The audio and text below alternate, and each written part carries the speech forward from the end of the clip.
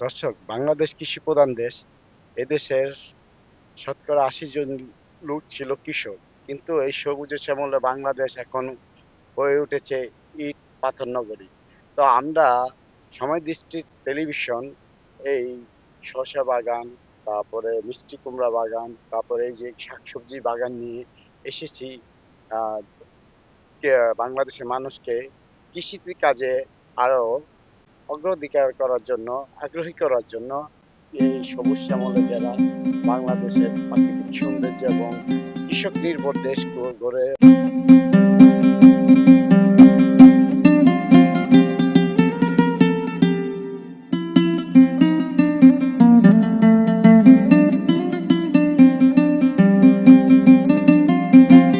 কি সুন্দর। আমরা বাংলাদেশে একটা কৃষি অঞ্চলে এসেছি। এই এমন বাংলাদেশ আমরা চাই। এই কৃষক শতকরা ৮০ জন কৃষিকাজ করবে এবং আমাদের আহ, বহির্বিশ্ব থেকে কৃষি সামগ্রী আমদানি করতে না হয় এবং আমরা আমাদের উপরে খাদ্য।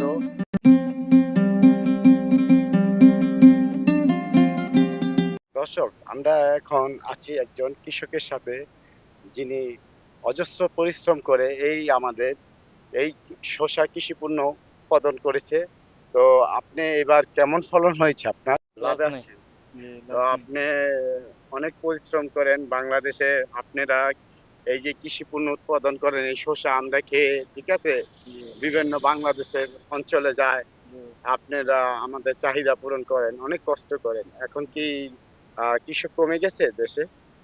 হ্যাঁ, তো এই জন্য কমে গেছে। হ্যাঁ, তো এইখানে কি কি চাষ করা হয় আপনাদের এই? সবজি অনেকগুলা সব সবজি আছে, আলু, তো মটর, এই কৃষি টমেটো এই আছে। কৃষি কাজ করেই তো আপনি জীবন নির্বাহ করেন। হুম। লাভ এত হয় না, লাভ বেশি নেই। যে ৩,০০০ টাকা, ১,০০০ টাকা সারের বস্তা ৩,০০০ টাকা নিয়ে নেয় সিজনের সময়। জি, জি। তো সারের দামটা কমলে আপনারা সবার ভাই কৃষকরা দেবো। লাভজনক হবেন জি, এবং কৃষকের ফলন ভাই দেবো। কৃষকের ফলন ভাই দেবো। করতে আপনাদের আগ্রহতা আরো বাড়বে। জি, পারবে। এখন হ্যাঁ, তো হ্যাঁ, তো কমে গেছে। আমরা সরকারের দৃষ্টি আকর্ষণ করছি, আমরা আবেদন জানাচ্ছি। এই যে আমরা কৃষক আগ্রহী করার জন্য আমাদের সারের দাম কমাতে হবে এবং আমাদের এই যে কৃষি জমিগুলো রক্ষা করতে হবে। আমি রাশেদ রেজা জুয়েল, সময় দৃষ্টি টিভি, এখন ফটিকছড়ি, চট্টগ্রাম অবস্থান করছি। সবাইকে ধন্যবাদ।